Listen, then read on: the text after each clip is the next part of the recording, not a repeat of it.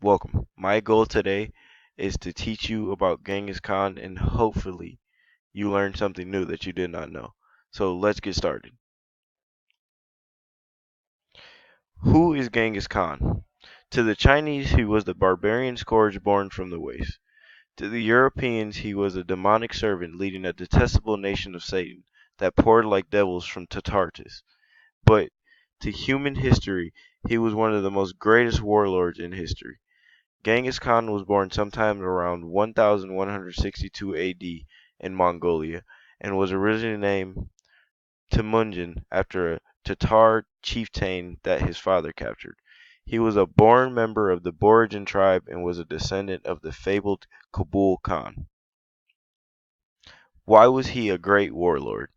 Greatness marked Genghis from birth, not just from his bloodline but physically with a birthmark in his hand. The Mongols thought that this would mean he would be a great leader. In Genghis Khan's childhood, when he was just 9 years old, his father took him to live with the family of his future bride. On the return trip, his father met rival members of a tribe who invited him to make peace over dinner, only to be poisoned and killed. When Genghis found out, he returned home to claim his rank as clan chief, but the rest of the clan didn't want leadership from a 9-year-old boy, so him and his family was exiled from the tribe. The beginning of Genghis Khan's journey. Vowing revenge and to never be laughed at again, Genghis killed his half-brother over a hunt they went together and confirmed his position as head of the family. At 16, he married the woman he had long ago been promised to, a young girl by the name of Borte. The marriage cemented the alliance between her tribe and his, but soon after the wedding she was kidnapped by a rival tribe and given to their chieftain as a wife. Genghis, along with his close friend Jamukha and his older protector Tuguru, raided the rival tribe's camp and rescued his bride.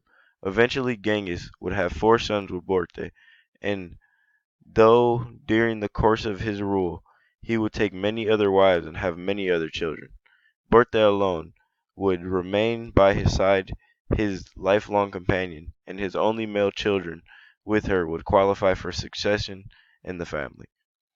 At age 20, Genghis was captured in a raid by a tribe that had formerly been his family's ally, the Taichutes. Genghis was enslaved, but never gave in to the torture. A sympathetic captor, who perhaps still held some loyalty to Genghis' family, Genghis was able to escape. After this he formed a fighting unit, filled of his brothers and most trusted clansmen. He then started to unite the clans one by one. As the battle hardened, young Genghis' small force would swell to an elite fighting force of 20,000 battle-hardened warriors. A brilliant tactical mind combined with savage brutality, Genghis proved an exceptional battlefield commander. Genghis' first challenge was against the Tatars, who had murdered his father long ago. Easily defeating the Tatars, Genghis then ordered as a punishment that every Tatar male who was taller than the axle pin of the wagon to be killed. As more vengeance went through Genghis, Genghis turned next to the Taichute, the former family allies who attempted to enslave him. Relying on an army of expert horsemen, his cavalry easily routed the Taichute forces, and as revenge he had every single Taichute chief boiled alive. A few years later he would go on to defeat the powerful Naiman tribe, who stood between Genghis and his ambitions of a unified Mongolia. Their defeat would give Genghis control over central and eastern Mongolia, more territory than any Khan had held in centuries. The tactical advantages Genghis had was being keenly aware of the value of military intelligence.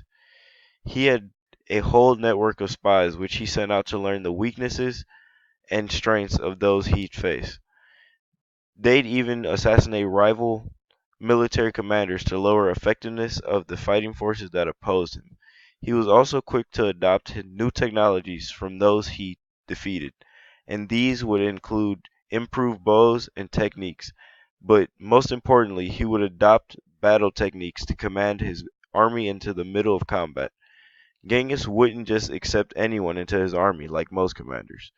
He needed his men to ride horses without a saddle, to be a marksman, and to be able to fight close quarters. The average Mongol carried a bow, arrows, a shield made of wood or leather, a lasso, javelins, body armor made of hardened leathers, and a lance with a hook. Khan. Genghis knew his men were more than just an army. Thus he maintained his army very well supplied with organized supply system of ox carts loaded with supplies and extra military equipment, shamans to provide spiritual leadership, maintain morale, and treat the wounded, and even government officials whose job was to catalog the plunder. After his victories over the major Mongol tribes, the other tribes united and agreed to peace, at last bestowing upon Genghis the title of Khan or Universal Leader. A great shaman even called him Mongoki Koko Tengri, or the Eternal Blue Sky, who was the supreme god of the Mongols. With this divine status, it was clear he was meant to rule the world. He then led his forces to freshen conquest, striking out in 1207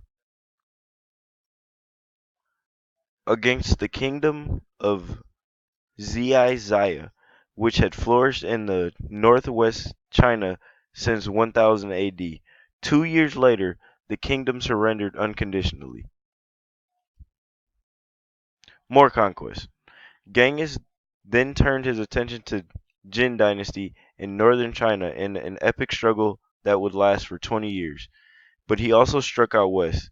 He established diplomatic relationships with the Khwarizm dynasty, a Turkish empire that included Turkestan, Persia, and Afghanistan. But the relations quickly soured when the Mongol diplomatic mission was attacked by the governor of Otrar, a prosperous and important city. Their mistake. 450 strong Mongol trade caravan arrived at the city.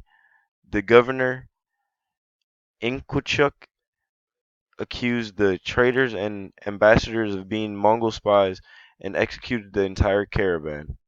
Genghis then sent a delegation of 3 diplomats to the Khwarizm Sultan, demanding that Inkuchuk be punished for the murders, and instead the Sultan killed and beheaded the lead ambassador and shaved the beards of the other two, sending them back to Genghis with the lead ambassador's head.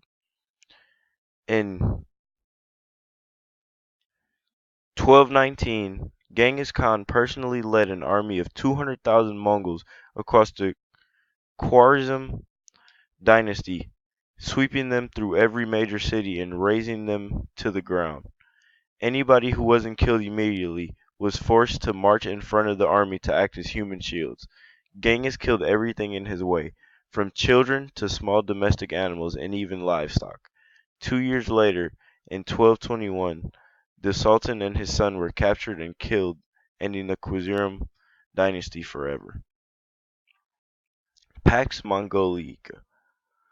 The invasion of the Khwarizm dynasty brought Genghis Khan and his hordes to Eastern Europe and began an age known as the Pax Mongolica. Even though being known as a brutal war leader, Genghis Khan was also a great statesman and valued peace and prosperity as much as conquest.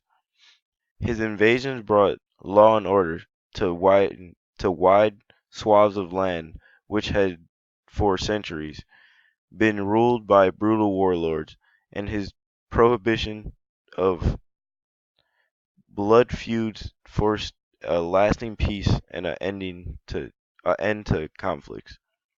Genghis had made laws for his empire and even made a mail system that delivered packages from Europe all the way to the coast of China. The end of his journey. Genghis would die in 1227 AD. Historians don't know the cause of his death, but do suspect it's from injury or natural causes. After passing away, his army would secretly bury Genghis Khan somewhere where he wouldn't be disturbed and killed anyone who was nearby or saw. Under the leadership of his sons, the Mongols' horde's power would climax as his forces reached all the way to the gates of Vienna in Austria. When the death of his son Ogedi forced the horde's commander to return to Mongolia. The great Mongol Empire was short-lived from 1206 to 1368 AD, but without a doubt ranks among the greatest in history. This will be the ending slide, and I hope I taught you something in this time-consuming video that I made here. So, goodbye.